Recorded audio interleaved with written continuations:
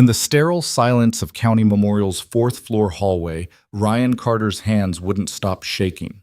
The envelope felt like it weighed 20 pounds. Inside were test results that could mean everything, or the end of everything. His daughter Mia was 7 years old. If this envelope said what he thought it might say, who would take care of her? The fluorescent lights buzzed overhead as he stared at the sealed paper, too terrified to look, too desperate not to know. Then footsteps, fast, frantic, and a woman he'd never seen before grabbed his arm. "Please," she gasped, eyes wild with panic. "I need you to be my husband, right now, just for 5 minutes." If you want to see how a moment of desperation between two strangers becomes something neither of them expected, stay with me until the end. And drop a comment telling me what city you're watching from. I want to see how far this story travels. Ryan Carter sat in that hallway for 20 minutes before the woman appeared. 20 minutes of watching nurses walk past without looking at him. 20 minutes of elderly couples shuffling toward the elevator, holding each other like they were the only solid things left in the world. 20 minutes of listening to his own heartbeat thud against his ribs, while the envelope in his hand seemed to get heavier with every passing second. The paper was standard medical stock, cream-colored, with the hospital logo in the corner and his name printed across the front in blocky letters. Dr. Patel had handed it to him 3 hours ago, with an expression Ryan couldn't read. Not quite sympathetic, not quite neutral, just careful. "I want you to have time to process this privately," Dr. Patel had said. "Read it when you're ready, then we'll talk about next steps." Next steps. As if there were always next steps. As if the universe owed you a path forward no matter what the paper said. Ryan had carried the envelope out of the office, down 2 flights of stairs because he couldn't stand the thought of being trapped in an elevator, and finally to this hallway on the 4th floor where nobody seemed to be going anywhere in particular. He'd chosen a chair near the windows, far from the nurse's station, where he could pretend to be invisible. But he still couldn't open it. His phone buzzed in his pocket, probably his neighbor, Mrs. Chen, checking in about Mia. She'd agreed to watch her after school, bless her heart, and hadn't asked too many questions when Ryan said he had a doctor's appointment. Mia knew something was wrong. Kids always knew. She'd been extra clingy lately, extra quiet, watching him the way she used to watch her mother before. Ryan shoved that thought away. He couldn't think about Elena right now. Couldn't think about how she'd looked in those final weeks, how the cancer had hollowed her out from the inside, how Mia had asked why Mommy was sleeping so much. That was 3 years ago. Mia barely remembered her now, which somehow made it worse. The envelope crinkled in his grip. Just open it. Just rip the damn thing open and no. But his hands wouldn't cooperate. Because if it said what he thought it might say, if the exhaustion, the night sweats, the strange bruises that appeared for no reason, the way he couldn't catch his breath climbing a single flight of stairs, if all of that meant what it seemed to mean, then Mia would be alone. She had no one else. Elena's parents were dead. Ryan's father had walked out when he was 10, and his mother had made it clear years ago that she wasn't interested in playing grandma. There were no siblings, no cousins who gave a damn, no magical safety net waiting to catch a 7-year-old girl if her only remaining parent. "Excuse me." The voice cut through his spiral. Ryan looked up. A young woman stood in front of him, mid-20s maybe, with dark hair pulled back in a messy ponytail and eyes that were currently brimming with barely controlled panic. She wore a gray cardigan over a white blouse, nice jeans, boots that looked expensive, put together except for the expression on her face. "I'm sorry," she said quickly, glancing over her shoulder toward a nearby hospital room. "I know this is going to sound completely insane, but I need your help." Ryan blinked. "What?" "My father is in that room," she pointed. "Room 447. He had a stroke last week. He's recovering, but he's fragile and he's..." She stopped, pressing her fingers against her temples like she was trying to hold her thoughts together. "He thinks I'm married." Ryan stared at her. "I'm not," she continued, words tumbling out faster now. "I'm not married. I've never been married. But when he was in the ICU, barely conscious, I told him I had someone. I told him I wasn't alone. Because he was so worried about me, and I thought it would help him relax, help him focus on getting better, instead of worrying about his daughter, who can't seem to get her life together." She stopped, breathing hard, and looked at Ryan with an expression that was equal parts desperation and embarrassment. "And now he wants to meet my husband." The absurdity of it hit Ryan like cold water. Here he was, sitting in a hospital hallway clutching test results that might be a death sentence, and this random woman wanted him to, "You want me to pretend to be your husband," he said flatly, "just for a few minutes." She glanced back at the room again. "He's asking questions. He wants to know why my husband hasn't visited. I told him you were parking the car, but I can't keep stalling. If I tell him the truth now, it'll break his heart. He'll think I lied to him when he was dying." "You did lie to him." "I know that." Her voice cracked slightly. "I know, but I can't. I can't hurt him right now, not when he's finally getting better. Please. 5 minutes. You just have to come in, say hello, hold my hand maybe. That's it." Ryan should have said no. Should have told her to find someone else, that he had his own catastrophe to deal with, that playing house with a stranger's dying father was not remotely his problem. But something in her face stopped him. Maybe it was the desperation. Maybe it was the way her hands were shaking just like his. Maybe it was the fact that her fear of hurting someone she loved, was so familiar it made his chest ache. Or maybe it was just that pretending to be someone else's husband, even for 5 minutes, sounded easier than opening the envelope in his hands. "What's your name?" he asked. Relief flooded her features. "Lena. Lena Brooks." "Ryan Carter." He stood, slipping the envelope into his jacket pocket. "What's your husband's name supposed to be?" "I told him Ryan, actually." A ghost of a smile crossed her face. "I panicked and used the name of my high school chemistry partner.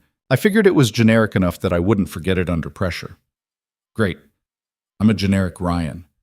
"You're a life-saving Ryan." She grabbed his hand. Her palm was clammy, nervous, and tugged him toward room 447.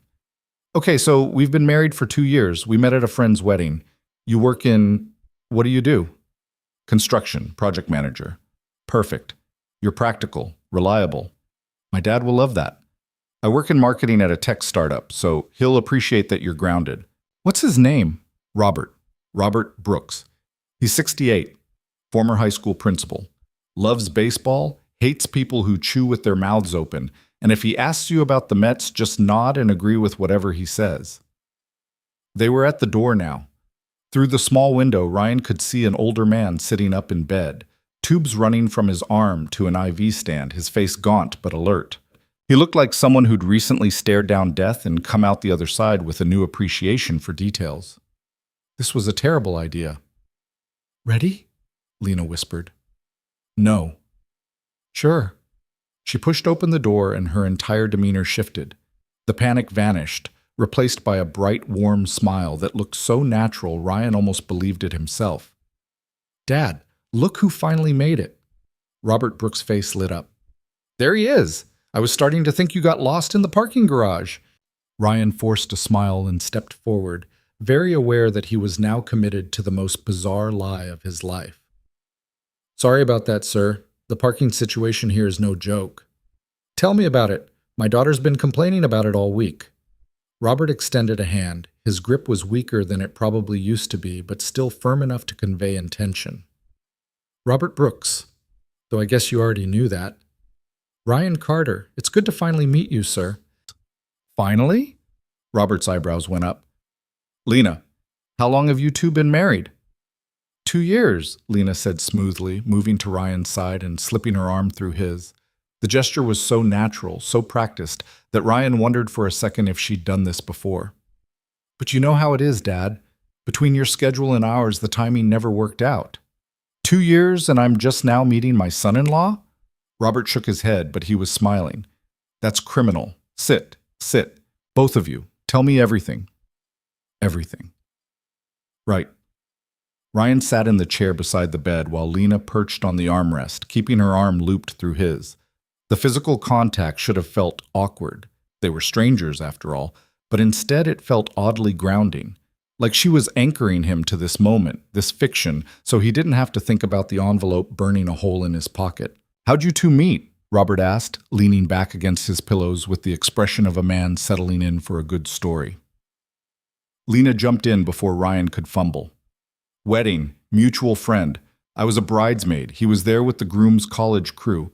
We got stuck at the same table during dinner."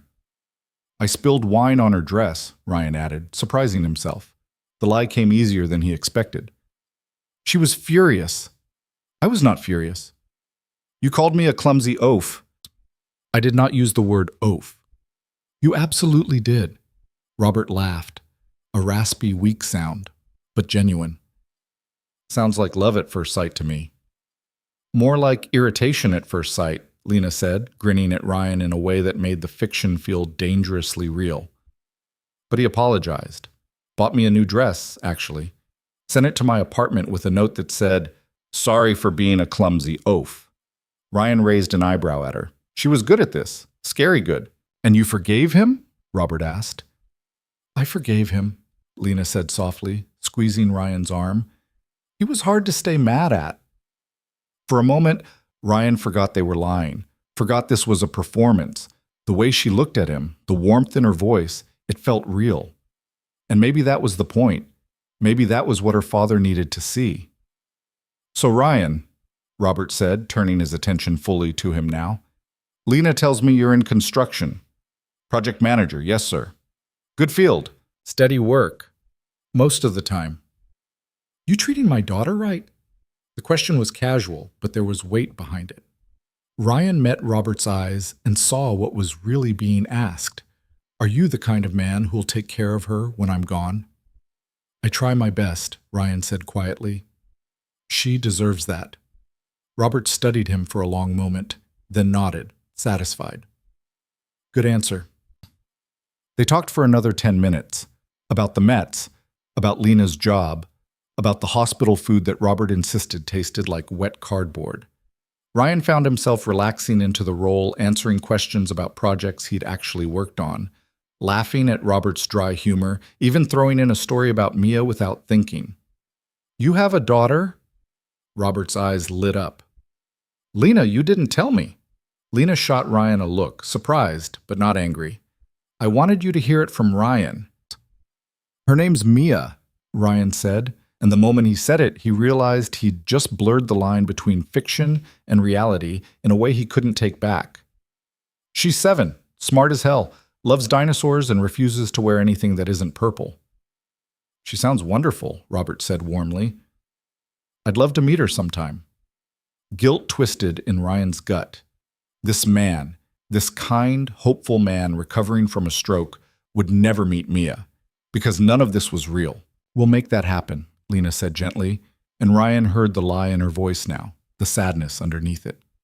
A nurse appeared in the doorway, clipboard in hand.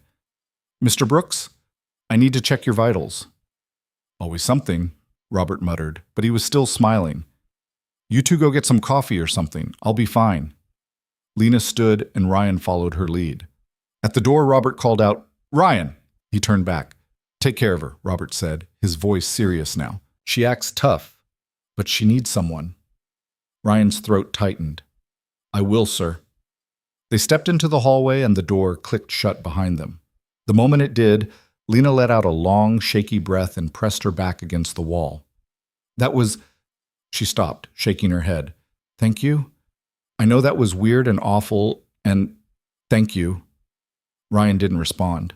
He was staring at her, the stranger who'd pulled him into her desperate charade, and wondering why it had felt so easy to pretend, why it had felt so good. You didn't have to mention your daughter, Lena said softly. That was real. I could tell. Yeah, well, Ryan shrugged. Got caught up in the moment, I guess. She tilted her head, studying him. For the first time, she seemed to really see him, not as a prop, not as a convenient stand-in, but as a person. Her gaze dropped to the bulge in his jacket pocket, the corner of the envelope peeking out. What's that? Ryan's hand instinctively went to his pocket. Nothing. It's not nothing. Her voice was gentle now, concerned. You were holding it when I found you. You looked terrified. He wanted to brush it off, wanted to walk away, get in his car, go pick up Mia, and pretend this whole bizarre afternoon hadn't happened. But something stopped him. Maybe it was the fact that she'd just asked him to step into her life, however briefly, and he had. Maybe it was the way she'd looked at him in that room, like he mattered, like he was something more than just a guy slowly falling apart in a hospital hallway. Or maybe it was just that he was so damn tired of being alone. Test results, he said quietly. From my doctor. I've been having symptoms for a while now. Fatigue, bruising, shortness of breath. They ran a full panel.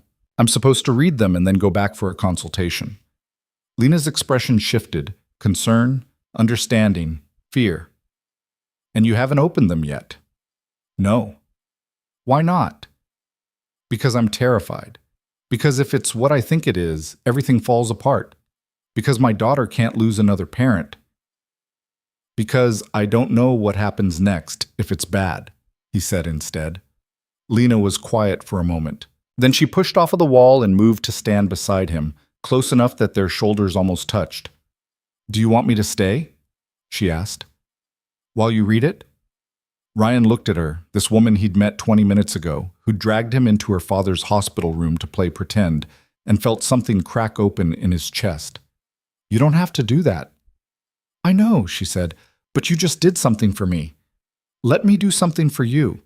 He should have said no, should have told her to go back to her father, that he could handle this alone, that he didn't need a stranger's pity. But the truth was, he didn't want to be alone. Not for this. Okay, he said.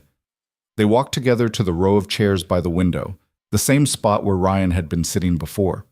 The afternoon sun slanted through the glass, washing everything in golden light that felt too beautiful for the moment. Ryan pulled the envelope from his pocket and stared at it one more time. His hands were still shaking. You want me to open it? Lena asked quietly. No. I need to do it. He slid his finger under the flap and tore it open before he could change his mind. Inside was a single sheet of paper folded in thirds. He unfolded it slowly, and his eyes scanned the words. Patient, Ryan Carter. Date, November 14th, 2024, RE, comprehensive blood panel and biopsy results. His vision blurred. He blinked hard, forcing himself to focus. Diagnosis, chronic lymphocytic leukemia, CLLL. Early stage prognosis, highly treatable. Recommended treatment plan includes monitoring, possible chemotherapy pending further consultation. Life expectancy with treatment is favorable. Ryan read it 3 times. Early stage, highly treatable. Favorable, not a death sentence. Not the end.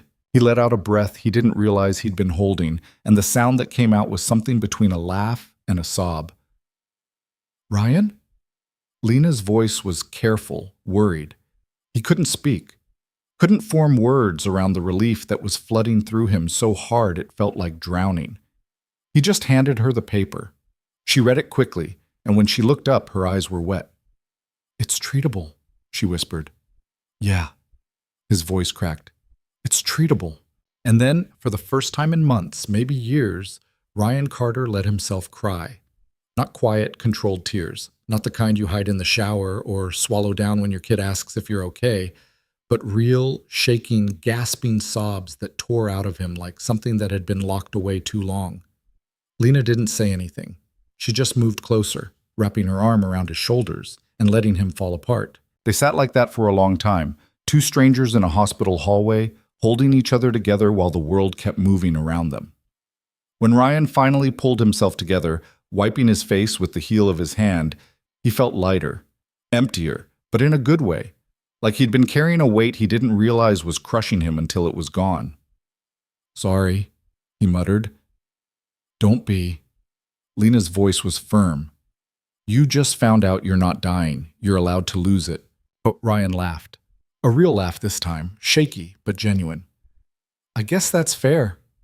She smiled at him, and for a moment they just sat there. The silence wasn't awkward anymore.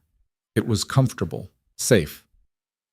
I should go, Ryan said eventually, though he didn't move. I need to pick up my daughter. Right, of course. But neither of them stood. Can I ask you something? Lena said. Sure. Why did you say yes when I asked you to pretend to be my husband? You could have told me to get lost. Most people would have. Ryan thought about it. I don't know. Maybe because you looked like you needed help, and I guess I know what it's like to be desperate. She nodded slowly. I'm glad you said yes. Not just because it helped me, but because... She hesitated. I don't think you should have been alone when you read those results. I don't think I should have either, Ryan admitted. They exchanged numbers before they left. Just in case, Lena said. though neither of them was sure what just in case meant. Ryan walked to his car, feeling like the world had shifted slightly on its axis. He picked up Mia from Mrs. Chen's apartment, listened to her chatter about her day at school, made her favorite dinner, and tucked her into bed with her stuffed triceratops. And when he finally sat down on his couch that night, alone in the quiet, he pulled out his phone and stared at Lena's number. He didn't text her, not yet, but he didn't delete it either. 3 days passed before Ryan texted her. He'd typed and deleted at least a dozen messages in that time, each one feeling either too casual or too heavy.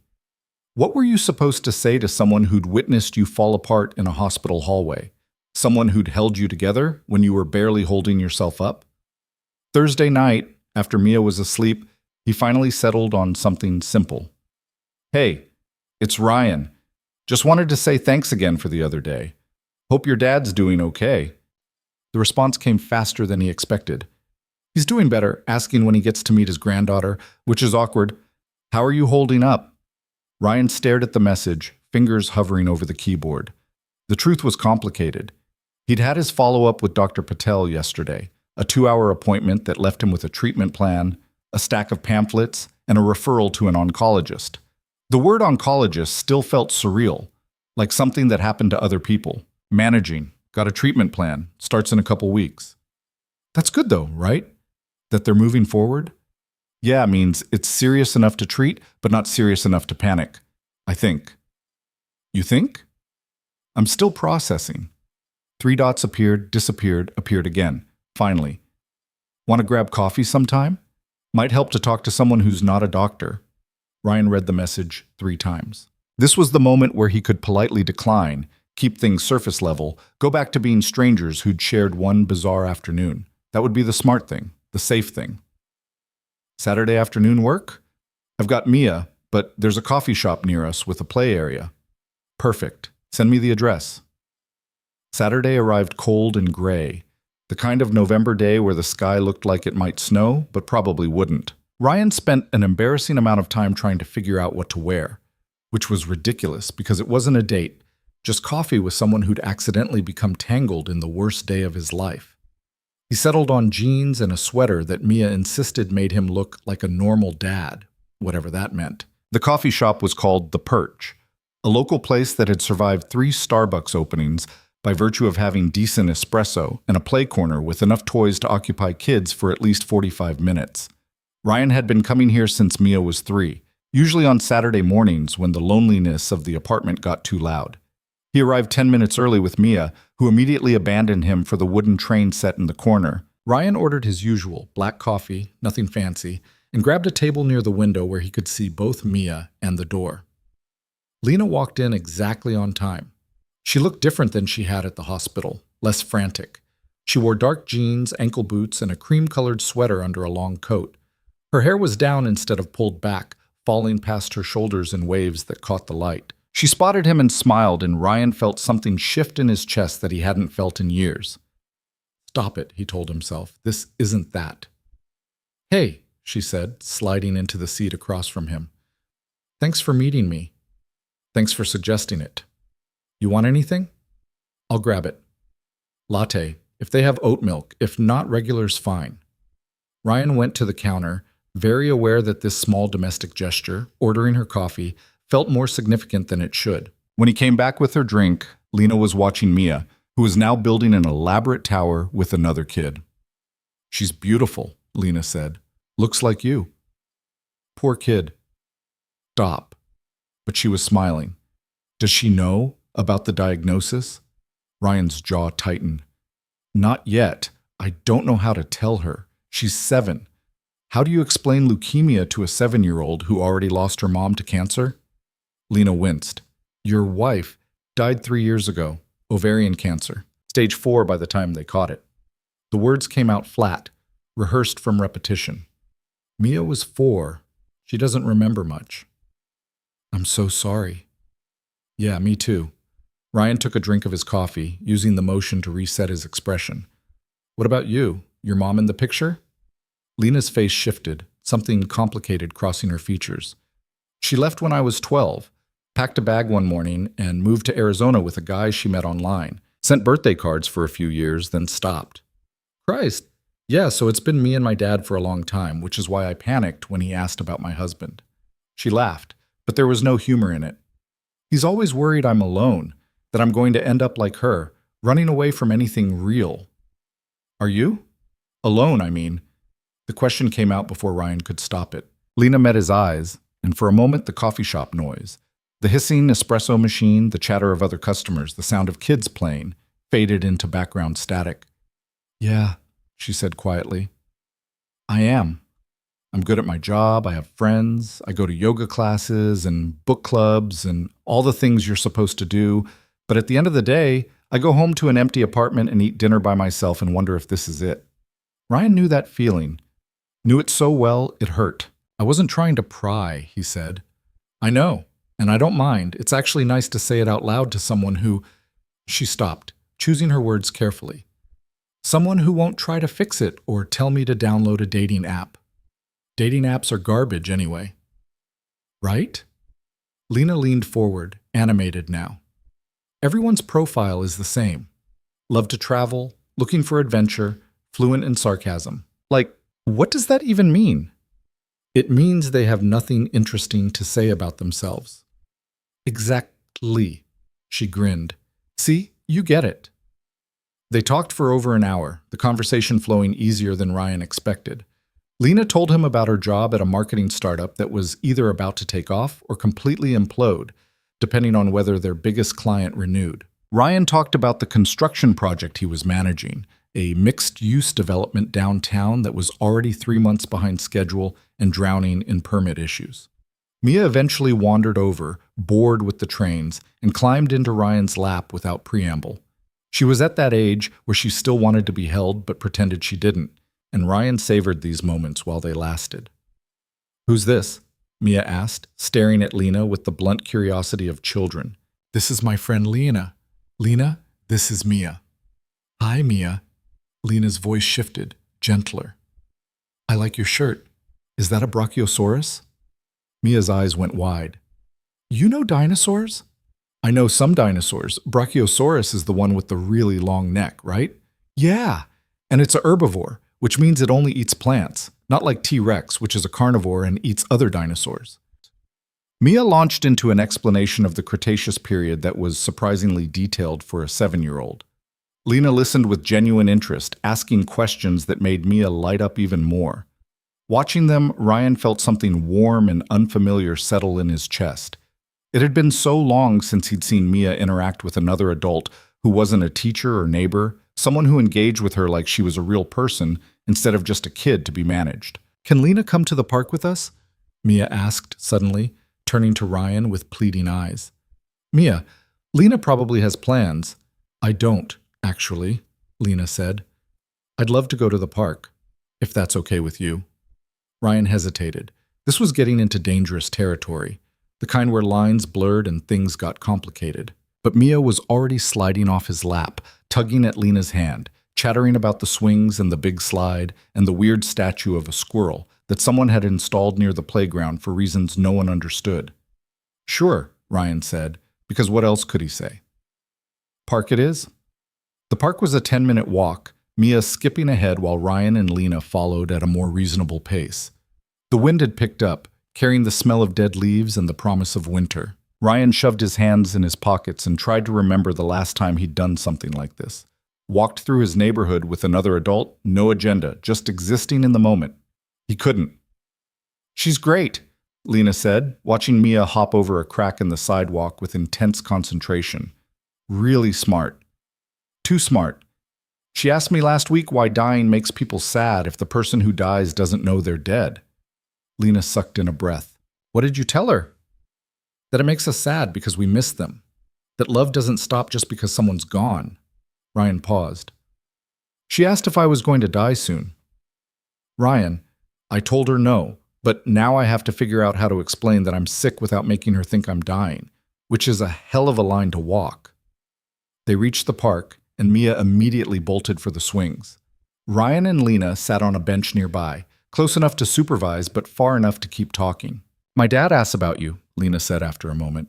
About Ryan, I mean, my fake husband. What do you tell him? That you're busy with work, that you'll visit soon, I'm running out of excuses. She picked at a thread on her coat. I know I have to come clean eventually. I just keep putting it off. Because you don't want to hurt him. Because I'm a coward. She looked at him. He's getting better, but he's still fragile. And every time I think about telling him the truth, I imagine the look on his face when he realizes his daughter lied to him about having someone, that she's so pathetic she had to invent a husband. You're not pathetic. Then why did I do it? Ryan didn't have a good answer for that. He watched Mia swing higher, her hair flying behind her, her laughter carrying across the playground. Maybe you did it because you love him, and sometimes love makes us do stupid things. Lena was quiet for a long moment. You're going to be okay, you know. With the treatment, I can tell. How? Because you have something to fight for. She nodded toward Mia. That's more than a lot of people have. Ryan wanted to believe her, wanted to hold on to the certainty in her voice and let it drown out the fear that still woke him up at 3 a.m. But hope felt dangerous.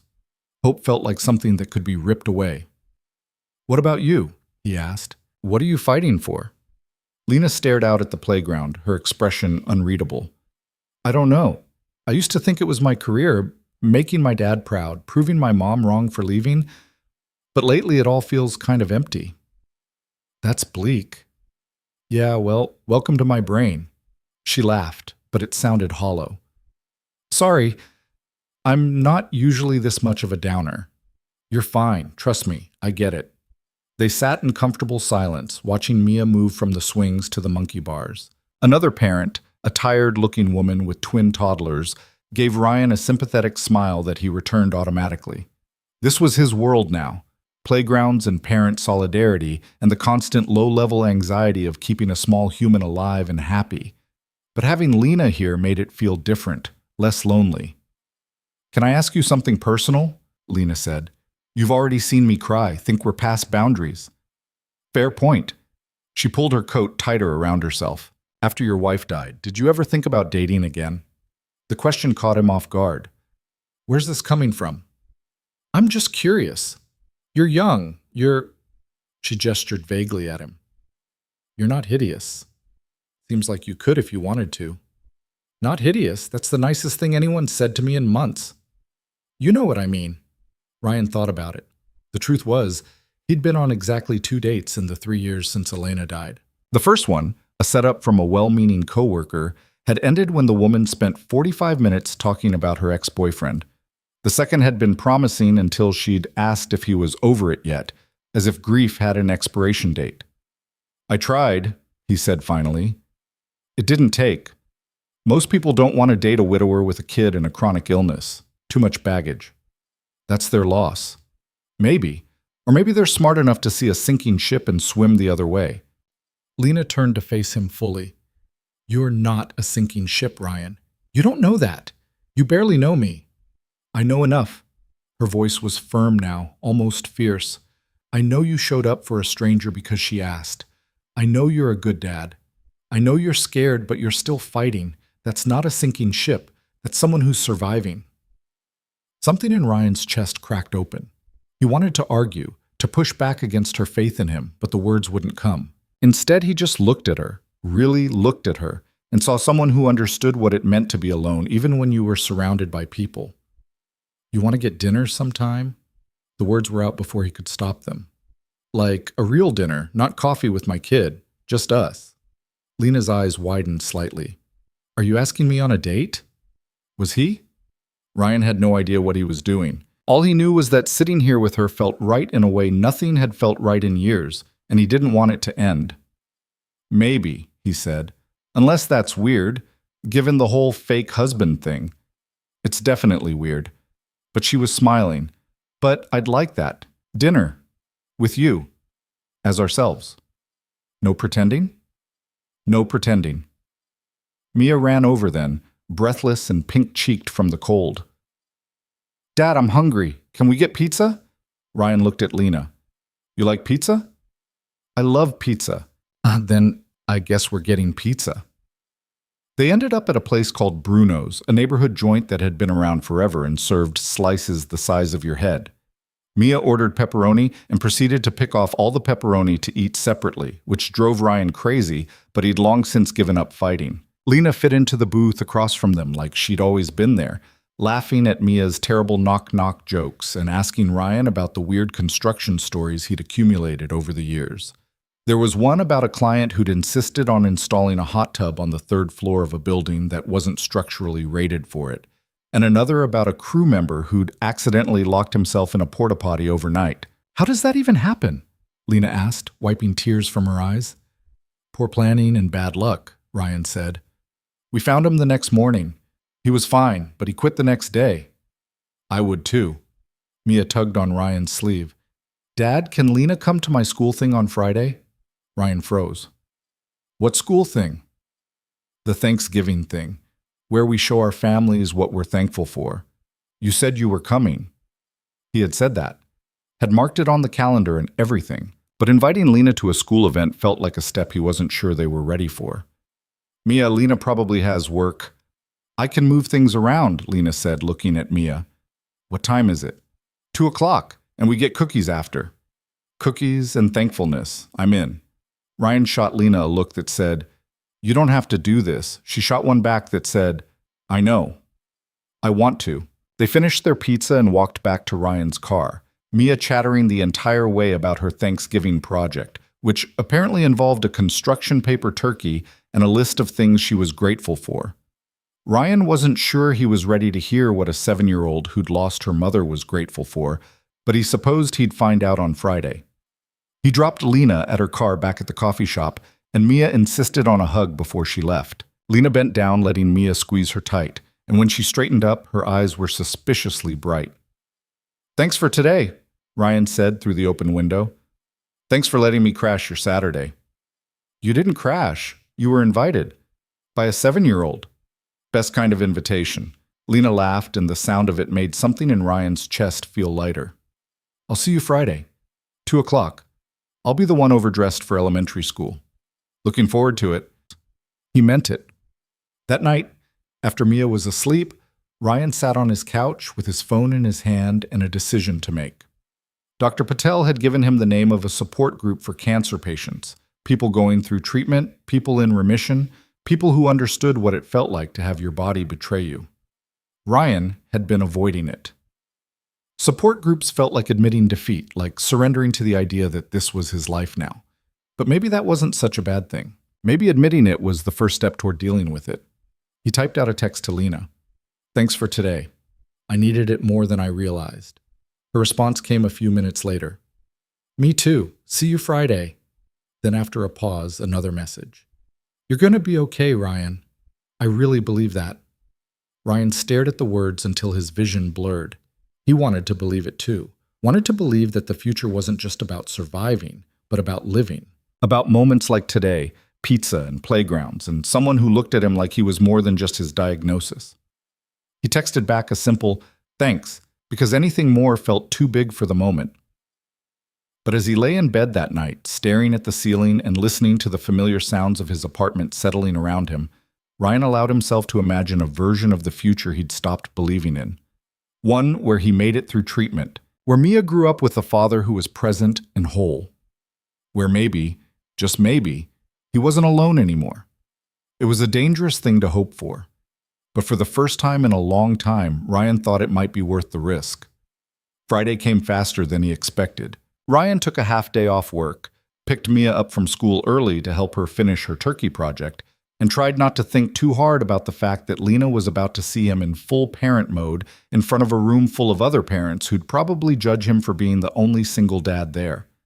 The classroom smelled like crayons and hand sanitizer. Construction paper turkeys covered every available surface, and a banner that read, "We are thankful," hung crooked above the whiteboard. Ryan recognized a few of the other parents from pickup duty, but most were strangers who probably had normal lives and normal problems. Lena arrived exactly on time, wearing dark slacks and a burgundy blouse that made her look like she'd just stepped out of a business meeting. She was, as promised, overdressed.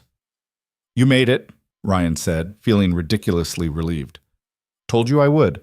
She glanced around the room. "This is cute, very festive." Mia spotted them and sprinted over, nearly knocking Ryan backward with the force of her hug. "You came!" "Of course I came," Lena said. "Wouldn't miss it." They found seats near the back as Mia's teacher, Mrs. Henderson, called the class to attention. One by one, kids stood up to present their turkeys and read their lists of thankfulness. Most were predictable: family, pets, toys, pizza. One kid was thankful for his iPad, which got a laugh from the parents. Then it was Mia's turn. She walked to the front of the room with her turkey, which was covered in purple glitter because of course it was. Ryan's heart started pounding. He hadn't seen her list, hadn't asked what she'd written. Please don't let her say something heartbreaking, he thought. Please. Mia cleared her throat like she was about to address Congress.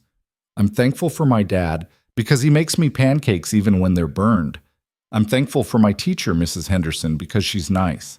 I'm thankful for dinosaurs because they're cool, and I'm thankful for my friend Lena because she makes my dad smile." Ryan's breath caught. Beside him, Lena's hand found his under the table and squeezed. The other parents clapped politely, and Mia returned to her seat, grinning like she'd just won an award. Ryan couldn't speak. Couldn't process the fact that his 7-year-old daughter had just announced to her entire class that a woman he'd known for less than 2 weeks made him smile. Because the worst part was, she was right.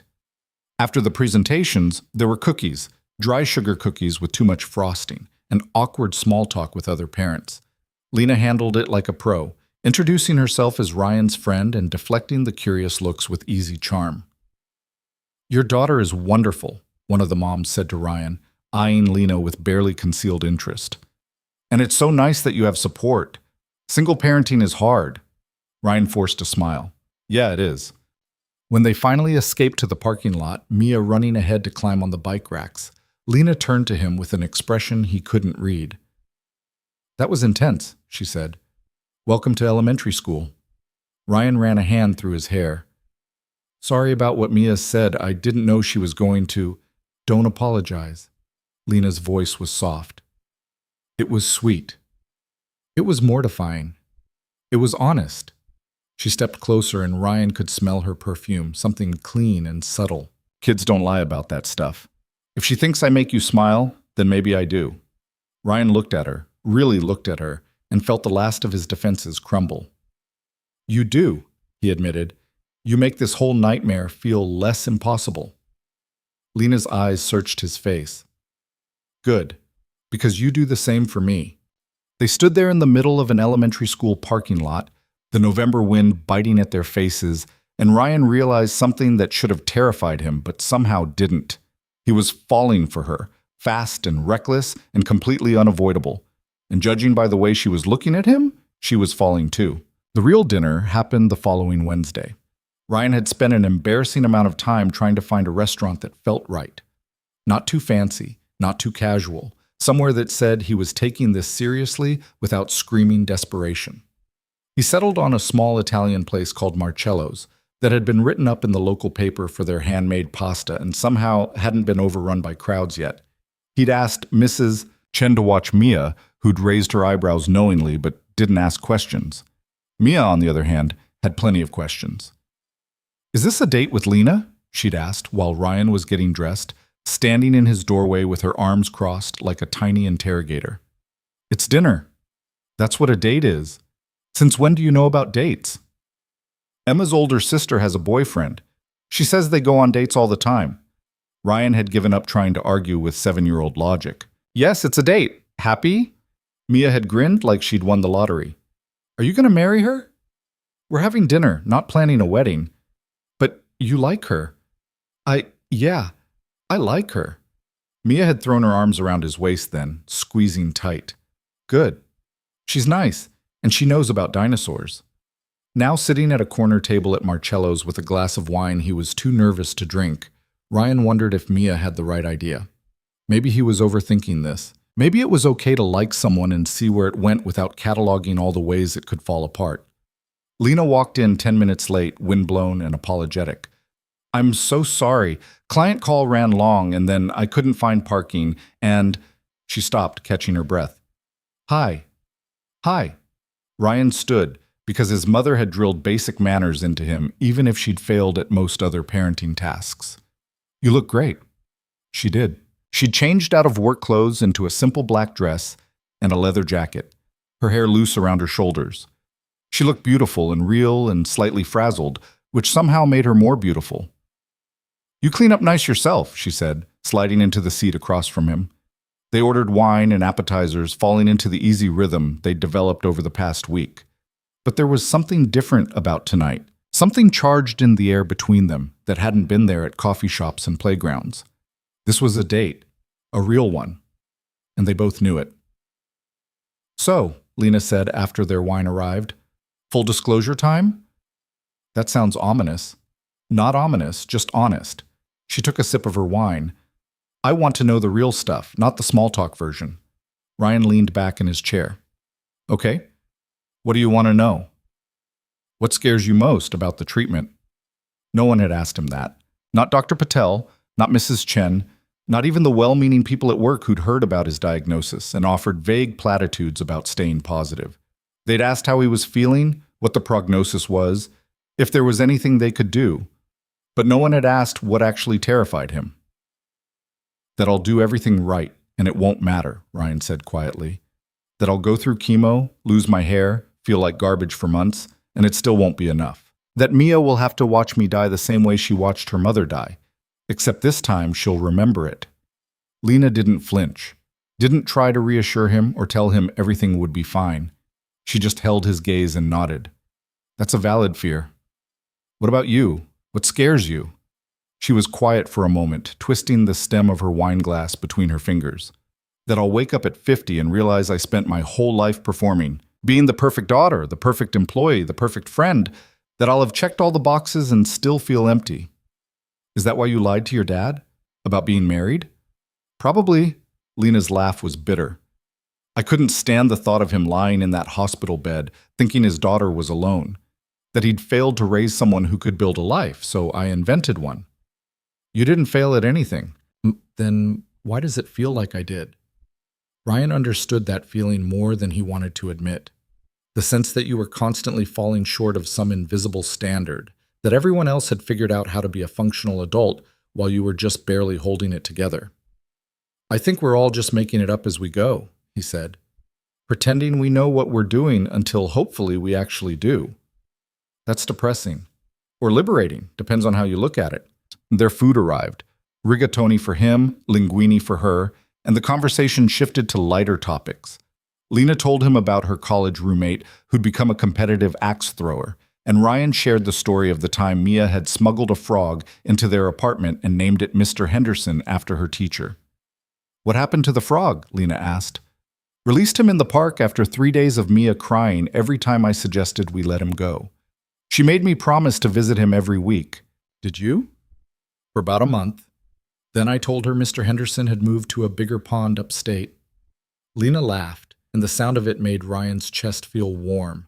He'd forgotten what this felt like, sitting across from someone and feeling seen, not as a patient or a single parent or a project to be managed, but as a person, flawed and scared and doing his best. "Can I tell you something that might make this weird?" Lena asked. "We're already weird. Might as well commit. That day at the hospital, when I asked you to pretend to be my husband, I almost didn't do it. I stood in that hallway for 5 minutes, watching you sit there with that envelope, and I thought about just going back in and telling my dad the truth." She paused. "But then you looked up, and I saw something in your face that I recognized. You looked the way I feel most of the time, like you were drowning and trying not to let anyone notice." Ryan's throat tightened. "I was drowning. I know. And I thought, if I can help this one person not drown alone, maybe that's enough. Maybe that's something real in a life that feels fake." She met his eyes. "I didn't expect to actually care about you. That part wasn't supposed to happen." "What part was supposed to happen?" "You were supposed to play along, leave, and that would be it. A strange story to tell someday. But then you opened that envelope and you fell apart, and I—" She stopped, shaking her head. "I haven't been able to stop thinking about you since." Ryan's heart was pounding.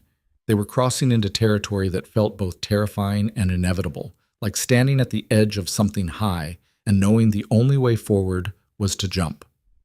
"I haven't been able to stop thinking about you either," he admitted. Which is insane, because I barely know you, but somehow it doesn't feel that way. It doesn't, does it? Lena's voice was soft now. It feels like I've known you longer than 2 weeks. They finished dinner and walked out into the cold November night. The street was quiet, the restaurants and shops winding down for the evening. Ryan's car was parked 3 blocks away, and Lena's was in the opposite direction, but neither of them moved to leave. I should tell you something, Ryan said, before this goes any further. Okay? I'm not good at this. At dating. At letting people in. I've spent the last 3 years building walls, and I'm not sure I know how to take them down. I'm not exactly an expert either, Lena said. I've spent most of my adult life convincing myself I don't need anyone, that needing someone is weakness. Is it? I don't know anymore. She stepped closer, close enough that Ryan could see the small scar above her left eyebrow, the faint freckles across her nose. But being with you doesn't feel like weakness. It feels like the opposite. Ryan reached out, hesitating for just a second before tucking a strand of hair behind her ear. Lena's breath caught, and when she looked at him, he saw the same fear and hope he felt mirrored in her eyes. Can I kiss you? He asked. I was hoping you would.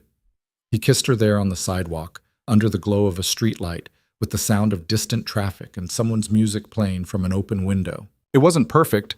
Their noses bumped and someone whistled from a passing car, but it was real. Warm and soft and absolutely right. When they pulled apart, Lena was smiling. That was worth waiting for. Yeah? Yeah. They stood there for a moment longer, neither wanting to be the first to leave. Finally, Lena sighed. I should go. Early meeting tomorrow. Right, of course. But she didn't move. Ryan? Yeah? This thing we're doing, I know it's complicated. I know you have Mia and your treatment starting and a million legitimate reasons to keep your life simple. But I want to try. If you do. Ryan thought about all the reasons he should say no. The treatment that would leave him exhausted and sick. The daughter who'd already lost too much. The fear that he was dragging someone else into a mess they didn't deserve. But then he thought about Mia's words at the Thanksgiving presentation. She makes my dad smile. And he thought about how Lena had stayed with him in that hallway, holding his hand while his world fell apart. And he thought about how, for the first time in years, he wanted something for himself that had nothing to do with survival. I want to try, he said. Lena kissed him again, quick and sweet, then pulled back with a grin. Good. Now go home before I change my mind and drag you to my apartment.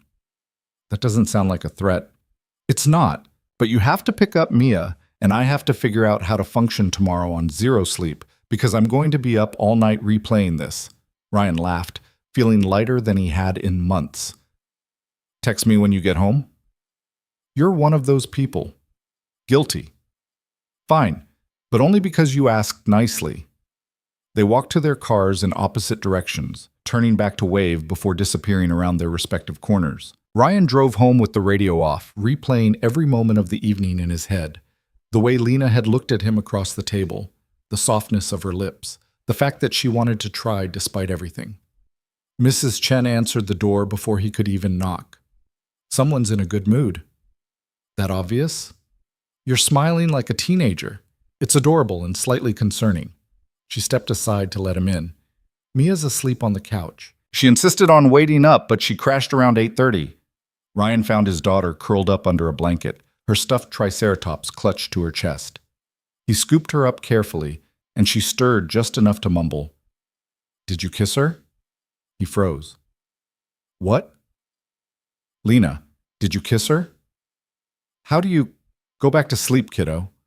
Mia smiled without opening her eyes. You did. I can tell. Ryan carried her home and tucked her into bed, marveling at how kids seemed to know everything even when they were unconscious. His phone buzzed as he was closing Mia's bedroom door. Lena, home safe? Still smiling? Ryan, me too, on both counts. Lena, when can I see you again? Ryan, tomorrow? Too soon? Lena, not soon enough. But I have that meeting. Friday? Ryan, Friday works. My place? I'll cook. Lena, you cook? Ryan, badly, but enthusiastically. Lena, even better. It's a date. Ryan fell asleep that night with his phone on the pillow beside him, feeling like maybe the universe wasn't entirely set on destroying him after all. The next 2 weeks moved fast. Lena came over Friday and met Mia officially, not as a random playground friend, but as someone who was going to be around. Mia had interrogated her thoroughly about her favorite dinosaur, her opinion on pineapple pizza, and whether she thought unicorns were real. "I think they were real once, but they evolved into narwhals," Lena had said seriously, and Mia had declared her acceptable. Ryan's first chemo session was scheduled for the following Monday. Dr. Patel had walked him through what to expect: nausea, fatigue, possible hair loss, a long list of side effects that varied person to person.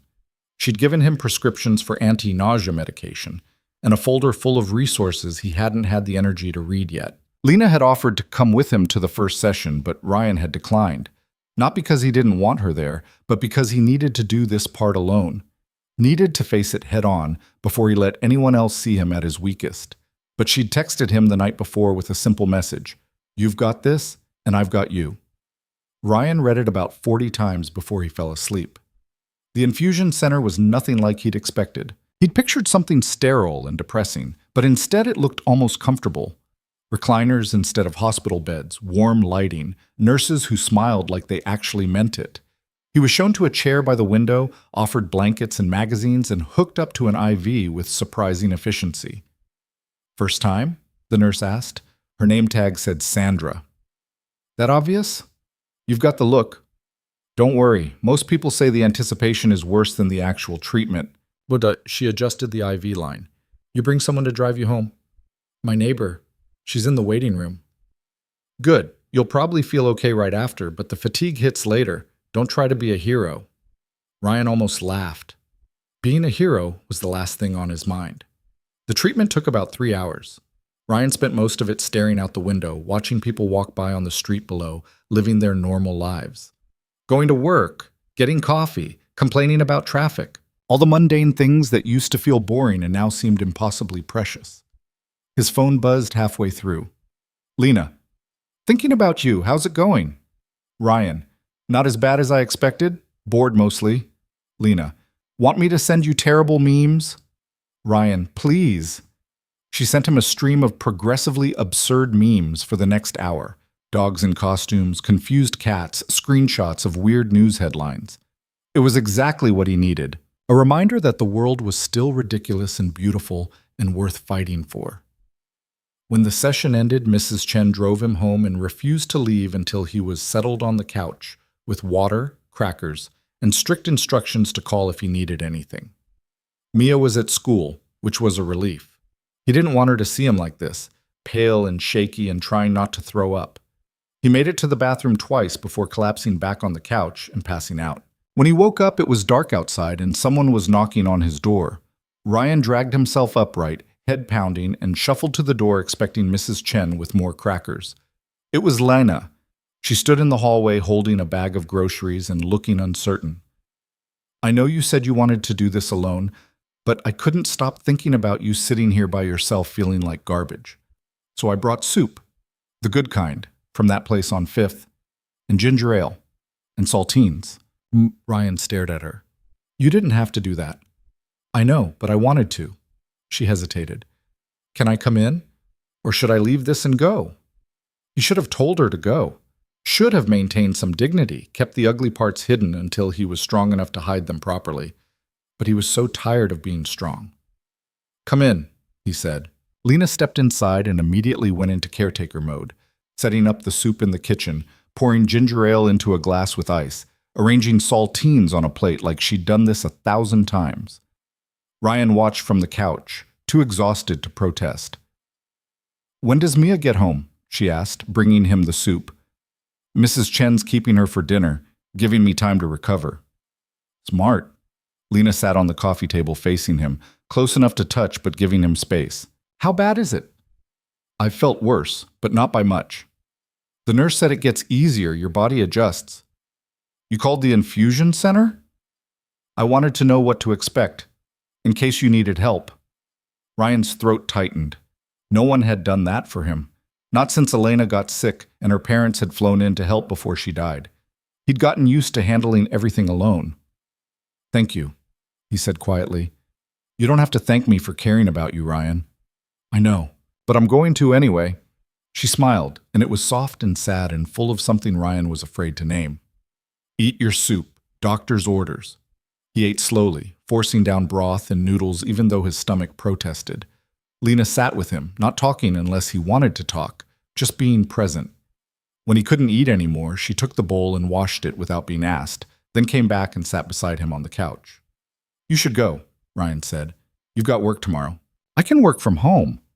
Lena, I'm not leaving you alone like this. Her voice was firm. So either accept help gracefully or keep arguing and waste both our energy. Ryan was too tired to argue. Fine, but I'm not good company right now. I didn't come here for entertainment. She pulled the blanket over both of them and settled in beside him, careful not to jostle him. I came here because I wanted to. They sat like that for a long time, Ryan drifting in and out of sleep while Lena scrolled through her phone and occasionally reached over to check his forehead for fever. At some point, she put on a nature documentary, something about deep-sea creatures that was weirdly soothing. Lena? Ryan said, half asleep. Yeah? Why are you doing this? She was quiet for a moment. Because someone should, and because I want that someone to be me.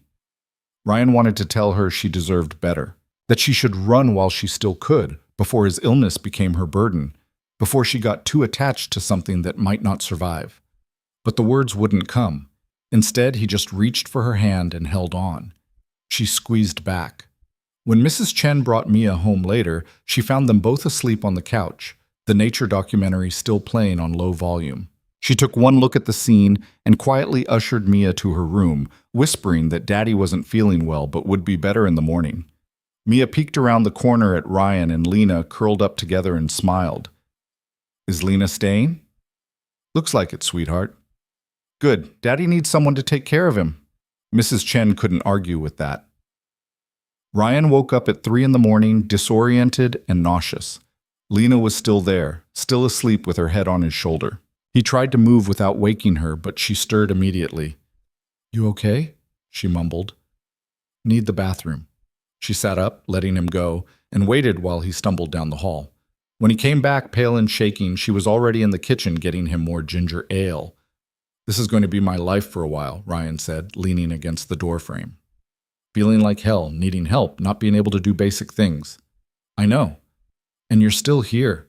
But Lena walked over to him, handed him the glass, and looked him dead in the eye. I'm still here, and I'm going to keep being here. So you can either accept that or keep trying to push me away, but I'm telling you right now it won't work. Why? Because I care about you, you idiot. She said it with such exasperation and affection that Ryan almost laughed. Because you matter to me. Because walking away from someone when things get hard is exactly the kind of thing my mother would do, and I refuse to be her. Ryan set down the glass and pulled her into a hug, holding on tighter than he probably should. Lena wrapped her arms around him and didn't let go. I'm scared, he whispered into her hair. I know. I don't know how to do this. Neither do I, but we'll figure it out. They stood like that in the dark kitchen until Ryan's legs started to shake from exhaustion. Lena guided him back to the couch, tucked him in, and curled up beside him like it was the most natural thing in the world. And maybe it was. Maybe this was what people meant when they talked about finding someone who showed up when things fell apart. Not someone who fixed everything, but someone who stayed. Ryan fell asleep with Lena's hand in his and, for the first time since his diagnosis, didn't dream about dying. He dreamed about living. The second chemo session was worse than the first. Ryan knew it was coming. Sandra had warned him that the side effects could compound, that his body would need time to adjust. But knowing didn't make it easier. He spent 48 hours after the infusion unable to keep anything down, his skin clammy and gray, every muscle aching like he'd been hit by a truck. Lena showed up anyway. She'd started keeping a toothbrush at his place, which neither of them had officially discussed, but both had silently accepted. She worked from his couch during the day while he slept, made bland food he could sometimes eat, and distracted Mia with homework and dinosaur documentaries when she got home from school. You don't have to do this, Ryan told her on the third day, his voice hoarse from throwing up. Lena looked up from her laptop. We've had this conversation. I know, but… Ryan. She closed the laptop and moved to sit on the edge of the couch. Do you want me to leave? No. Then stop trying to convince me to go. He wanted to argue, to point out all the reasons this was too much to ask of someone he'd only known a month. But the truth was, he needed her, needed the way she could make Mia laugh when his energy was gone, needed the quiet company when the loneliness got too heavy, needed someone to see him at his worst and not look away. Okay, he said quietly. She leaned down and kissed his forehead. Good. Now go back to sleep. I have a presentation to finish. Mia wandered in later that afternoon, climbing onto the couch beside Ryan with her math homework. Dad, can Lena help me with this? It's hard. Ryan glanced at the worksheet, long division, which he could barely handle on a good day. Yeah, ask her.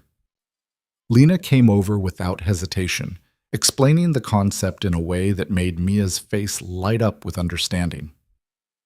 Watching them together, Ryan felt something shift in his chest. This wasn't just about him and Lena anymore. It was about the three of them, this makeshift family they were building without planning to. It should have scared him. Instead, it felt right. By the following week, Ryan was functional again. Not great, but upright and able to eat solid food without his stomach rebelling. He went back to work for half days, managing his project from the office when he could, and from home when he couldn't. His boss had been surprisingly understanding, probably terrified of a lawsuit if he wasn't. But Ryan could feel the shift in how people treated him.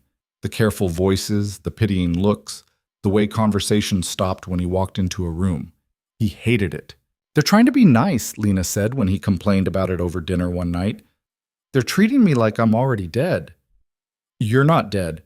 You're sitting here eating terrible takeout and complaining. Very alive behavior. Mia giggled from across the table. Dad's grumpy when he's sick. I'm not grumpy. You yelled at the TV yesterday because the weather person said it might rain. That's different. She was wrong. Lena and Mia exchanged a look that made Ryan realize he'd lost control of this conversation. Okay, fine. Maybe I'm a little grumpy. A little? Lena raised an eyebrow. Don't gang up on me. But he was smiling when he said it. Despite everything, the chemo, the exhaustion, the fear that lived in the back of his mind like a constant hum, moments like this made it bearable, made it feel like he was living instead of just surviving. Later that night, after Mia was asleep, Ryan and Lena sat on the couch with mugs of tea that neither of them was drinking. The apartment was quiet except for the distant sound of traffic and someone's TV playing through the walls. I need to tell my dad the truth, Lena said suddenly. Ryan looked at her. About the fake husband? Yeah, he's asking to meet you again. Keeps talking about having us over for dinner once he's home from rehab. I can't keep making excuses. What are you going to say? That I lied. That I was scared and stupid and I'm sorry. She stared into her tea. He's going to be so disappointed. Or he'll understand. Parents usually do. Your mom didn't stick around to understand anything. The words were sharp, and Lena winced immediately.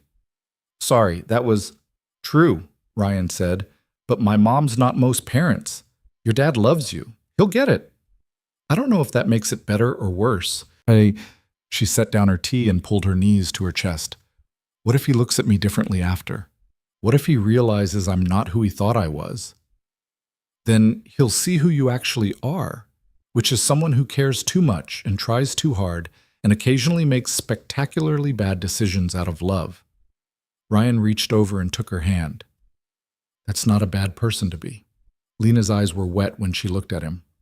When did you get so wise? Terminal illness gives you perspective. Don't joke about that. It's either joke or cry, and I'm tired of crying. She squeezed his hand. Will you come with me? When I tell him? Ryan hesitated. This felt like crossing another line, getting more deeply involved in the complicated mess of Lena's life. But then again, she'd been elbow deep in his mess for weeks now. Turnabout seemed fair. Yeah, he said. I'll come. They went to see Robert the following Saturday. He'd been transferred to a rehab facility closer to Lena's apartment, a cheerful place with too many inspirational posters and nurses who spoke in relentlessly upbeat tones. Robert was in the common room doing physical therapy when they arrived. working with a therapist to rebuild strength in his left side. He looked better than he had at the hospital. Color in his face, steadier on his feet, the sharpness back in his eyes. When he saw Lena, his whole face lit up. "There's my girl. And Ryan." He waved them over. "Let me finish this torture session and we'll talk." They waited while Robert completed his exercises, leaning against the wall and watching him work. Lena's hand found Ryan's, her palms sweaty with nerves. "You don't have to do this today," Ryan murmured. "Yes, I do. If I don't do it now, I never will." Robert finished up and wheeled himself over in a transport chair, waving off the therapist's offer to help. "So what brings you two by? Not that I'm complaining." Lena took a breath. "Dad, I need to talk to you about something. Can we go somewhere private?" His expression shifted immediately, concern replacing the easy smile. "Of course. There's a visiting room down the hall." The visiting room was small and bland, with a couch, 2 chairs, and a fake plant that desperately needed dusting. Robert positioned his wheelchair to face them, while Lena and Ryan sat on the couch, close enough that their shoulders touched. "What's going on?" Robert asked. "You look like you're about to tell me you're moving to Antarctica." "Not Antarctica." Lena's voice shook slightly. "Dad, I need to tell you something, and you're going to be upset, but I need you to let me explain before you react, okay?" Robert's jaw tightened. "Okay." "Ryan isn't my husband." The words hung in the air like a grenade with the pin pulled. Robert stared at her, processing, and Ryan could see the exact moment comprehension hit. "What do you mean he's not your husband?" "I mean we're not married. We weren't married when you were in the hospital. We'd never met before that day." Lena's words tumbled out faster now, like she couldn't stop them. "I lied to you. When you were in the ICU and you were so worried about me being alone, I told you I had someone. I told you I was married because I couldn't stand the thought of you lying there thinking you'd failed me. And then when you woke up and asked to meet him, I panicked. Ryan was in the hallway, and I asked him to pretend, and he said yes because he's a good person who was having a terrible day, and I took advantage of that." She stopped, breathing hard, tears streaming down her face. Robert hadn't moved, hadn't spoken. His expression was unreadable. "Say something," Lena whispered. "Please." "Why?" Robert's voice was quiet. Not angry, not yet, just confused. "Why would you lie about something like that?" "Because I didn't want you to worry. Because you were dying, and I thought if you believed I had someone, you could focus on getting better instead of worrying about your screw-up daughter who can't get her life together." "You're not a screw-up." "Yes, I am. I'm 32 and alone and so busy pretending everything's fine that I don't even know what fine looks like anymore." Lena was fully crying now, the words pouring out in a rush. "And I know that lying made it worse. I know that. But I couldn't be one more thing you had to fix." Robert was quiet for a long moment. Then he turned to Ryan. "And you went along with this?" Ryan met his eyes. "I did. She asked for help and I gave it. That's the truth." "Why?" "Because she looked like she needed it. And because I was sitting in that hallway holding test results that said I had cancer, and pretending to be someone's husband for 5 minutes seemed easier than facing my own life." Robert's expression shifted. "You have cancer." "Leukemia. I'm in treatment now." "And you too?" Robert looked between them. "You're actually together now?" Lena nodded. "We are. We have been for a few weeks. It started fake, but it's real now. I know that sounds insane. It sounds like a bad romance novel. I know." Robert rubbed his face with his good hand, processing. Ryan could see him working through it, the lie, the truth, the bizarre circumstances that had brought them all together. Finally, Robert spoke. "I'm not angry about the lie." Lena's head snapped up. "You're not?" "I'm disappointed, but I'm not angry." He looked at his daughter with something that might have been sadness. "What breaks my heart is that you thought you needed to lie in the first place, that you couldn't just tell me you were struggling. I didn't want to be another burden." "Lena, you have never been a burden. Not once in your entire life." Robert's voice cracked. "Your mother leaving, that wasn't your fault. And it didn't make you broken or wrong or any of the things you think it did." "Then why does it feel like it did?" "Because that's what abandonment does. It makes you believe you weren't enough. Robert reached out and took her hand. But you are enough. You always have been. Lena dissolved into sobs, and Robert pulled her into a hug despite the awkward angle of the wheelchair. Ryan looked away, giving them privacy, his own throat tight with emotion he hadn't expected. After a moment, Robert spoke again. Ryan. He looked up. Sir?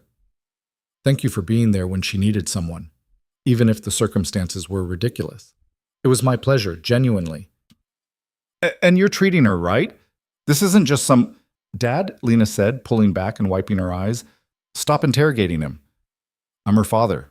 It's my job. He's good to me. I promise. Robert studied Ryan for a long moment, then nodded.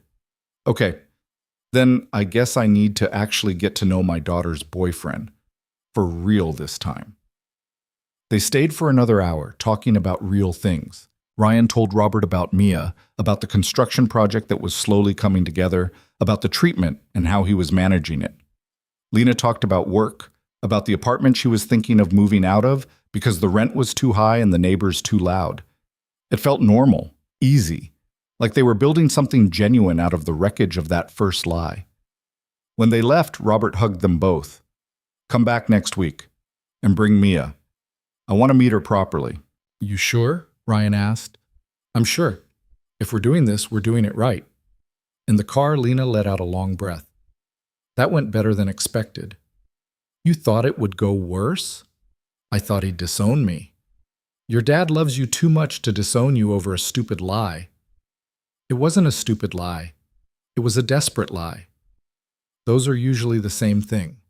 Lena laughed, the sound shaky with leftover adrenaline. Thank you for coming. I couldn't have done that alone. Yes, you could have. But I'm glad you didn't have to. She reached over and laced her fingers through his. I love you. The words landed like a bomb in the quiet car. Ryan's heart stopped. They hadn't said that yet, hadn't crossed that particular line, but now it was out there, hanging between them, impossible to take back.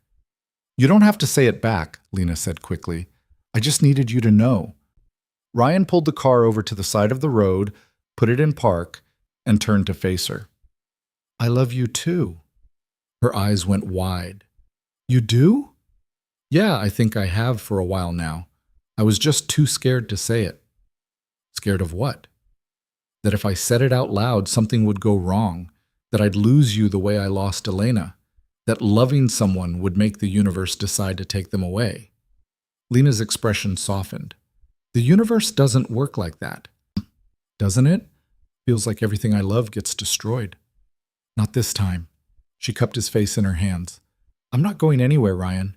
You're stuck with me. Even when I'm bald and throwing up and useless? Especially then. He kissed her there on the side of the road, with cars passing by and someone honking because they were partially blocking traffic. It was messy and imperfect and absolutely perfect. When they got back to Ryan's apartment, Mrs. Chen was waiting with Mia, who'd spent the afternoon making what she called a science project, but looked suspiciously like a volcano built from paper mache and painted purple. How'd it go? Mrs. Chen asked. Better than expected, Lena said. Good, because this one has been talking about you non-stop. She nodded at Mia, who was now covered in purple paint and beaming. Lena, look what I made. It's going to explode tomorrow for show and tell. That's amazing, Lena said, crouching down to inspect the volcano. Did you make this yourself? Mrs. Chen helped, but I did most of it. I can tell. The paint job is excellent. Mia grabbed Lena's hand, tugging her toward the kitchen to show her the baking soda and vinegar they'd be using for the eruption. Ryan watched them go, his chest tight with an emotion he couldn't name. Mrs. Chen touched his arm. She's good for you, both of you. Yeah, she is. You gonna marry this one? Ryan choked on air. It's been a month. So? When you know, you know. Mrs. Chen patted his arm. I knew with my Harold after 2 weeks. 53 years we had before he passed. I don't think I can handle thinking that far ahead right now. Then don't think. Just live. She grabbed her purse and headed for the door. I'll see you tomorrow. And tell Mia not to set off that volcano in the apartment. After she left, Ryan found Lena and Mia in the kitchen, deep in conversation about volcanic eruptions and whether dinosaurs had ever seen them. He leaned against the doorframe, watching, and let himself imagine a future where this was every day, where coming home meant finding Lena and Mia together, where the apartment felt full instead of empty. It was terrifying how much he wanted it. "Dad, can Lena stay for dinner?" Mia asked. "She can stay as long as she wants." Mia grinned. "Good, because I want her to see the volcano explode." "That's tomorrow, kiddo." "I know, but maybe she can sleep over tonight? Like a sleepover?" Ryan and Lena exchanged a look. They hadn't talked about this yet, about what it meant for Lena to stay over when Mia was home, about how to navigate the reality of blending their lives. "Is that okay with you?" Lena asked quietly. Ryan thought about all the reasons to say no. The complications, the questions it would raise, the fact that Mia had already lost one mother and letting her get attached to Lena felt like tempting fate. But then he thought about Lena sitting beside him through chemo, about her showing up when he needed her most, about the way she looked at Mia like she was someone worth knowing. "Yeah," he said. "It's okay with me." Mia cheered and launched into planning what they'd have for breakfast, already assuming Lena would be there in the morning. And watching his daughter's excitement, Ryan realized that maybe this was what moving forward looked like. Not forgetting what came before, but making room for what came next. That night, after Mia was asleep and they were lying in Ryan's bed in the dark, Lena turned to him. "Are we doing this?" she asked. "For real?" "What do you mean?" "Building something together. You, me, Mia. Whatever this is becoming." Ryan pulled her closer. "I think we already are." "It's fast." "I know. And complicated." "I know that too. And you're sick, and I'm a mess, and neither of us has any idea what we're doing." "Also true." Lena propped herself up on one elbow, looking down at him in the dim light from the street. "But you still want this?" Ryan reached up and tucked her hair behind her ear, the gesture familiar now. "I want this. I want you. I want to see where this goes, even if it's scary and uncertain and completely insane." "Okay," she smiled. "Then let's be insane together." She kissed him, and Ryan kissed her back. And for the first time in years, he let himself believe that maybe the story didn't have to end in tragedy. That maybe, against all odds, he'd found something worth fighting for beyond just survival. Something worth living for. The next morning, Mia woke them up at 6:30, bouncing on the bed with her volcano in hand. "It's show and tell day. We gotta go early so I can set up." Lena groaned and buried her face in the pillow. "Why are children awake this early?" "Welcome to parenthood," Ryan muttered. But they both got up, made breakfast while Mia chattered about her presentation strategy, and drove her to school together. Standing in the parking lot afterward, watching Mia carry her purple volcano into the building, Ryan felt Lena slip her hand into his. "This is my life now," she said, but she was smiling. "Having regrets?" "Not even a little." And looking at her, at this woman who'd stumbled into his worst day and decided to stay, Ryan knew he didn't have regrets either, just hope. And for now, that was enough. 3 months into treatment, Ryan's hair started falling out. Not all at once, the way he'd seen in movies. It came out in clumps when he showered, collecting in the drain until he had to stop and clear it. Strands on his pillow in the morning, patches that appeared overnight, leaving his scalp visible in spots that made him look sick in a way the exhaustion and weight loss hadn't. Mia noticed first. "Dad, there's a bald spot," she said one morning, pointing at the back of his head while he made her lunch. Ryan's hand went automatically to the spot. "Yeah, the medicine does that sometimes." "Does it hurt?" "No, just looks weird." "You should shave it all off, like that guy in the action movie we watched." "The guy who fought aliens?" "Yeah, he looked cool." Ryan met Lena's eyes across the kitchen. She'd stayed over again. She was staying over most nights now. Her toothbrush joined by a drawer of clothes and half her work setup migrated to his dining table. They hadn't officially talked about her moving in, but it was happening in slow motion. "What do you think?" Ryan asked her. "Should I commit to the look?" "I think you'd look good either way, but Mia's right. Might be easier than watching it fall out piece by piece." That afternoon, Lena showed up with electric clippers and a determined expression. Ryan sat in the bathroom while she carefully shaved his head, Mia supervising from the doorway with commentary. "You missed a spot." "I got it." No, there, by his ear. Mia, I love you, but you're fired as supervisor. You can't fire me. I'm 7. Ryan caught Lena's eye in the mirror and saw her trying not to laugh. When she finished, he ran his hand over his newly bare scalp. It felt strange, vulnerable, like he was wearing his illness on the outside now instead of hiding it. You look like a superhero, Mia announced. I look like I'm sick. Same thing. Superheroes are always fighting something. Ryan pulled her into a hug, blinking back the sudden burn in his eyes. Kids had a way of saying exactly what you needed to hear without even trying. Lena cleaned up the hair, then came to stand behind him, resting her hands on his shoulders. Their eyes met in the mirror. Still handsome, she said quietly. You're a terrible liar. I'm a great liar.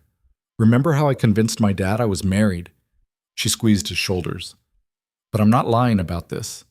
You're still you, just with less hair. The next day at work, Ryan walked in expecting stares and got them. But he also got a nod from Marcus, one of the site foremen who'd been through his own cancer fight 2 years ago. No words, just acknowledgement. It helped more than Ryan expected. His 4th chemo session hit him harder than the others. Dr. Patel said it was cumulative, the treatment stacking up, his body working overtime to recover and getting less time to do it. He spent a week barely able to get off the couch, surviving on ginger ale and saltines while Lena worked from home and fielded increasingly worried calls from his boss about project timelines. Tell him I'll be back next week, Ryan said on day 5, his voice rough. You can barely stand. I'll be better by Monday. Ryan, I need to work. I need to feel like I'm still useful for something. Lena set down her phone and came to sit beside him. You are useful. You're Mia's dad. She stopped, choosing her words. You're fighting to stay alive. That's not nothing. It doesn't pay the bills. The bills are getting paid. Barely. And if I miss much more work, then we'll figure it out. Her voice was firm. But you pushing yourself when you can barely function isn't helping anyone. Ryan wanted to argue, wanted to rage against the unfairness of it all, that he was 32 and sick and unable to provide for his kid the way he should. But he was too tired, too worn down, so he just leaned his head against Lena's shoulder and let her hold him while he tried not to fall apart. That night, after Mia was asleep, Lena brought up something they'd been dancing around for weeks. I want to help with money, she said. Ryan's jaw tightened. No. Ryan, I'm not taking money from you. It's not taking, it's accepting help from someone who cares about you. Same thing. It's really not. Lena shifted to face him fully. Look, I know you're proud, I get it, but you're drowning in medical bills and you can't work full-time right now, and I have savings that are just sitting there doing nothing. That's your money. And I want to use it to help you. Why is that so terrible? Because I'm supposed to take care of my kid. That's my job, not yours. Who says it has to be just your job? Lena's voice rose slightly. We're together, Ryan. We're building a life. That means helping each other when things get hard. We've been together for 3 months. You don't owe me anything. I know I don't owe you. I want to help because I love you, and watching you stress about money when I could easily help is making me crazy. Ryan scrubbed his hand over his bare scalp. If I take money from you, what does that make me? Someone who's going through a hard time and letting someone who cares about him help. That's it. That's all it makes you. I can't pay you back. I'm not asking you to. Lena, Ryan, listen to me. She took his hands. When my dad had his stroke, the hospital bills were insane. I had good insurance through work, but there were still gaps. Physical therapy, the rehab facility, medications, it added up fast. And I was terrified because I didn't know how I was going to cover it all and still pay rent and not completely fall apart. What did you do? My dad's best friend, this guy he taught with for 30 years, showed up with a check. Said it was from a bunch of the teachers who'd pooled money together. My dad tried to refuse, said the same things you're saying now. And his friend told him that accepting help doesn't make you weak. It makes you smart enough to know you can't do everything alone. Ryan was quiet, processing. Did your dad take the money? Eventually, after I pointed out that his pride was going to put us both in debt for the next decade. She squeezed his hands. I'm not trying to take over. I'm not trying to be your savior. I just want to help the person I love get through the hardest thing he's ever faced. Ryan looked at her, at this woman who'd shown up in his life at the worst possible moment and stayed through every ugly, difficult day since. Who sat with him through chemo nausea and held Mia when he couldn't. Who'd rearranged her entire life to fit into his without complaining once. Okay, he said quietly. Lena's eyes widened. Okay? Okay, you can help. But we keep track. When I'm better, when I'm back to full time, I pay you back. Ryan, that's the deal. Take it or leave it. She studied him for a moment, then nodded. Fine, we'll keep track. Thank you. You don't have to thank me for loving you. Yeah, I do. The money helped. More than Ryan wanted to admit. It meant he could cut back to 3 days a week at work without panic, could actually rest on his bad days instead of forcing himself upright out of financial terror. It meant Mia got new shoes when she needed them, and they didn't have to eat pasta for a week straight. But more than the practical help, it meant something else. It meant Ryan was learning to let someone in, to accept that maybe he didn't have to do everything alone. By the 6th treatment session, Ryan had a routine down. Lena drove him to the infusion center, sat with him for the first hour while they got the IV started, then headed to work with promises to check in every hour. Sandra knew them both by name now and had started bringing extra blankets without being asked. How's our favorite patient? She asked, adjusting the IV line. Still alive. That counts for something. It counts for everything. She patted his arm. Dr. Patel wants to talk to you after this session. Nothing bad, she added quickly, seeing his expression. Just to check in about how you're responding. Ryan's heart was pounding anyway. Nothing bad could mean anything. Could mean the treatment wasn't working. Could mean they needed to try something more aggressive. Could mean... He texted Lena. Doctor wants to talk after. Can you come back? Her response was immediate. On my way. She arrived as the infusion was finishing, slightly out of breath like she'd run from her car. Ryan reached for her hand and held on tighter than necessary. Dr. Patel came in 20 minutes later with her tablet and her careful doctor face that gave nothing away. How are you feeling, Ryan? Like I got hit by a truck. So, normal. She smiled slightly. The side effects are rough, I know, but I wanted to talk to you about your recent scans and blood work. Ryan's throat went dry. Okay. Your white blood cell counts are responding well to treatment. Better than expected, actually. The leukemia cells are decreasing at a good rate. The world seemed to stop. That's good? That's very good. It means the treatment is working. Dr. Patel pulled up something on her tablet. You're about halfway through the planned course of chemo. If things continue at this rate, we're looking at a strong possibility of remission. Lena's hand tightened in his. Remission. Not a cure. Leukemia is something we manage more than cure, but remission means the cancer is undetectable, that Ryan can go back to living a relatively normal life with regular monitoring. Ryan couldn't process the words. They felt too big, too impossible after months of feeling like his body was betraying him. So I'm not dying? Not if I have anything to say about it. Dr. Patel's expression softened. You're doing everything right, Ryan. Keep fighting for another 6 weeks, and we'll reassess. But right now, I'm cautiously optimistic. After she left, Ryan sat in stunned silence. Lena was crying, quiet tears that she didn't bother wiping away. You're going to be okay, she whispered. Maybe, if the next 6 weeks go well. They will. You don't know that. Yes, I do. She cupped his face in her hands. Because you're the most stubborn person I've ever met, and you're not going to let this beat you. Ryan pulled her into a hug, holding on like she was the only solid thing in a world that had just shifted beneath his feet. For the first time since his diagnosis, he let himself believe it, really believe it, not just hope, but actual belief that maybe he had a future beyond this. That night, they told Mia together. She'd been quiet lately, more withdrawn than usual. Ryan had noticed, but hadn't known how to address it. How to explain to a 7-year-old that sometimes parents got sick, but it didn't mean they were leaving. They sat her down in the living room after dinner, Lena on one side and Ryan on the other. I need to tell you something about my treatment, Ryan said. Mia's eyes went wide with fear. Are you dying? No, baby, the opposite. The medicine is working. The doctor thinks I'm going to be okay. She stared at him like she didn't believe it. Really? Really, I still have more treatments to do, but things are looking good. Mia launched herself at him, nearly knocking him backward with the force of her hug. She was crying, big, hiccuping sobs that shook her whole body. I thought you were going to die like Mommy, she choked out. Ryan's heart shattered. He'd tried so hard to protect her from that fear, but of course she'd felt it. Of course she'd been carrying that weight. I'm not going anywhere, he said fiercely, holding her tight. I promise.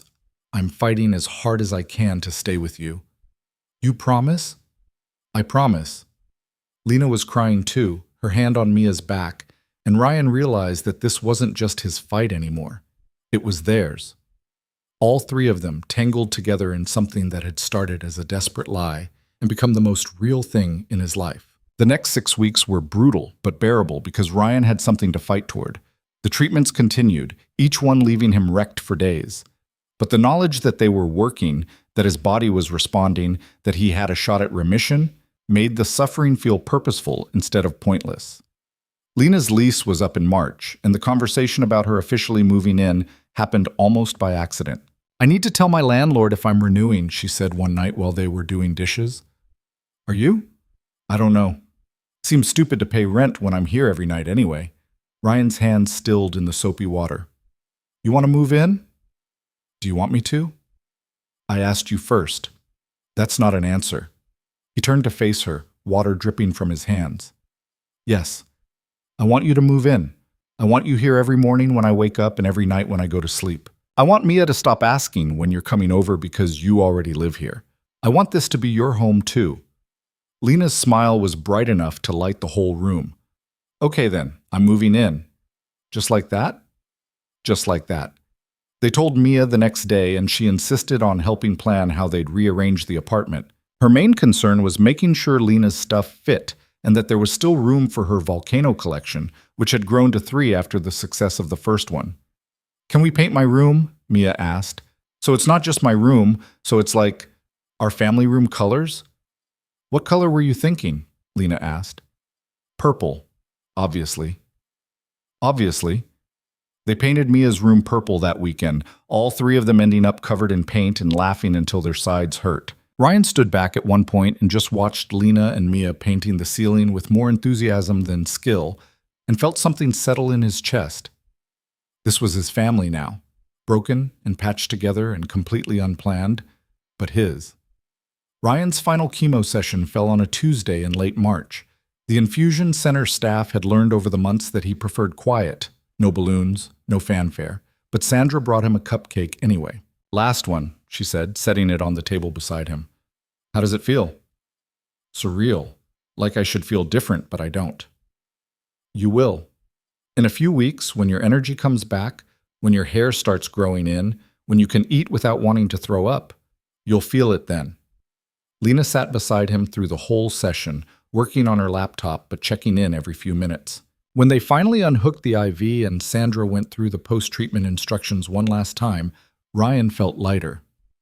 We'll do scans in 4 weeks, Sandra said, see how everything looks, but Dr. Patel is optimistic.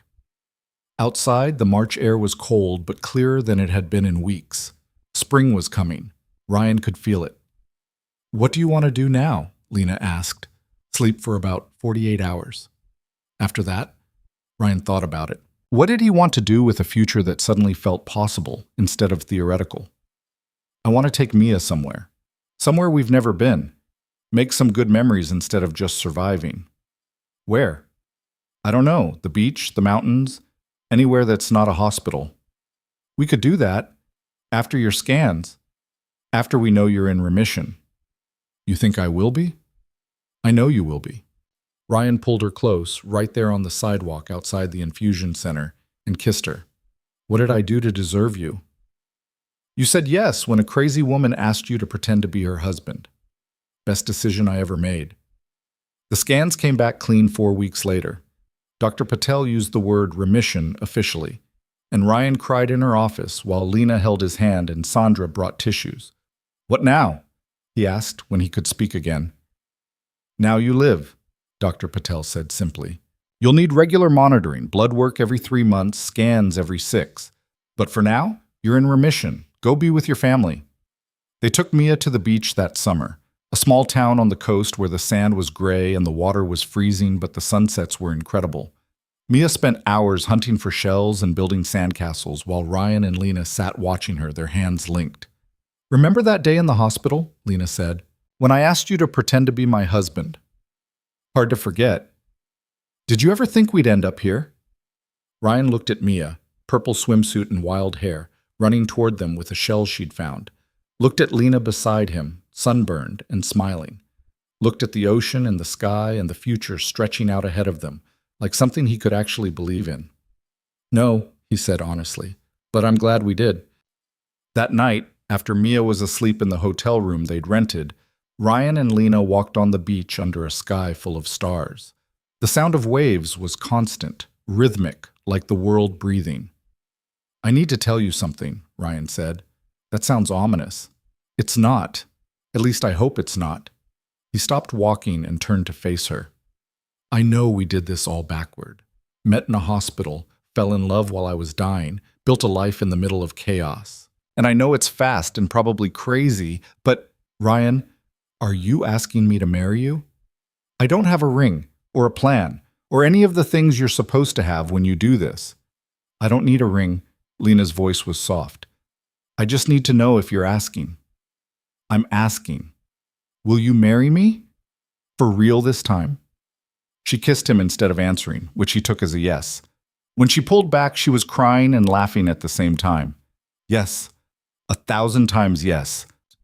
Even though I'm a cancer patient with no money and a kid and a whole mess of baggage? Especially because of all that. Because you're real. Because you fight for the people you love. Because you're the best man I've ever met, and I don't want to spend another day pretending you're not mine." They stood there on the beach, holding each other while the waves crashed nearby and the stars wheeled overhead. And Ryan thought about how strange it was that the worst day of his life had led to this, to standing on a beach with a woman he loved, planning a future he'd been sure he wouldn't have. The universe was strange and cruel and occasionally unexpectedly kind. 6 months later, they got married in Robert's backyard. Small ceremony, just family and close friends. Mia was the flower girl and took her job incredibly seriously, walking down the makeshift aisle with perfect posture while scattering purple petals. Robert walked Lena down the aisle, steadier now, his recovery nearly complete, and when he placed her hand in Ryan's, he whispered, "Take care of each other." "We will," Ryan promised. The vows were simple. Ryan promised to show up, to stay, to fight for their life together the way he'd fought for his own. Lena promised the same, adding that she'd already proven she was good at pretending to be his wife, so being his actual wife should be easy. Everyone laughed, Mia loudest of all. At the reception, Ryan pulled Lena aside for a moment, away from the music and the people. "You know what I realized?" he said. "What?" "That day in the hospital, when you asked me to be your husband, I was holding that envelope, convinced it was a death sentence, convinced my life was over." "I remember, but it wasn't over. It was just starting. I just didn't know it yet." Lena's eyes filled with tears. "We both were. Starting over, I mean. Neither of us knew it. Think we would have found each other if things had been different? If you hadn't needed a fake husband and I hadn't been terrified?" "I don't know. Maybe, maybe not." She took his hands. "But I'm glad it happened the way it did, because it made us fight for this, made us know it was real." Ryan pulled her close, breathing in the scent of her perfume and the salt air from the nearby ocean. "I love you. I probably don't say it enough, but I do." "I love you too, and you say it plenty." They danced later, swaying to music in Robert's backyard while Mia spun in circles nearby and Mrs. Chen dabbed at her eyes with a tissue. And Ryan thought about all the moments that had led here, the envelope in the hospital hallway, the first kiss on the sidewalk, the nights Lena stayed even when he was at his worst. The morning Mia had declared Lena part of their family without asking anyone's permission. Life was strange and unpredictable and often unfair. But sometimes, in the quiet moments between the chaos, it was also beautiful. A year later, Dr. Patel declared Ryan's remission stable. 2 years after that, Lena got promoted, and they moved to a bigger apartment with room for Mia's growing dinosaur collection and the second child they'd started talking about having. 3 years after that, Ryan stood in the hospital hallway, a different hospital, a different hallway, holding Lena's hand while they waited to meet their son. "You nervous?" Lena asked. "Terrified." "Me too. At least this time we're not pretending." She laughed. "Yeah, this time it's real." And it was, all of it. The fear and the love and the messy, imperfect life they'd built together. Real in a way Ryan had stopped believing was possible until a desperate woman grabbed his arm in a hospital hallway and asked him for help. He'd said yes to a lie, and it had become the most honest thing in his life. When they brought their son home, Thomas Robert Carter, named for his grandfather, Mia held him with such careful reverence that Ryan had to blink back tears. "He's really ours?" she asked. "He's really ours," Ryan confirmed. "Our family keeps getting bigger," Mia observed, grinning at Lena. "Remember when it was just me and Dad?" "I remember," Lena said softly. "This is better. Way better." That night, after the kids were asleep and the apartment was finally quiet, Ryan and Lena collapsed on the couch together. Exhausted, overwhelmed, completely happy. "Can you believe we're here?" Lena asked. "After everything?" Ryan thought about the envelope, the diagnosis, the fear that had consumed him for so long. And then he thought about remission, about building a family, about waking up every morning next to someone who chose him even when choosing him was hard. "Yeah," he said, "I can believe it. Because sometimes the worst moments led to the best ones. Sometimes falling apart was just the first step toward coming together. And sometimes, when you were drowning in a hospital hallway holding an envelope you were too afraid to open, the universe sent you exactly the person you needed. Not to save you, but to remind you that you were worth saving. And to show up, day after day, while you learned to save yourself.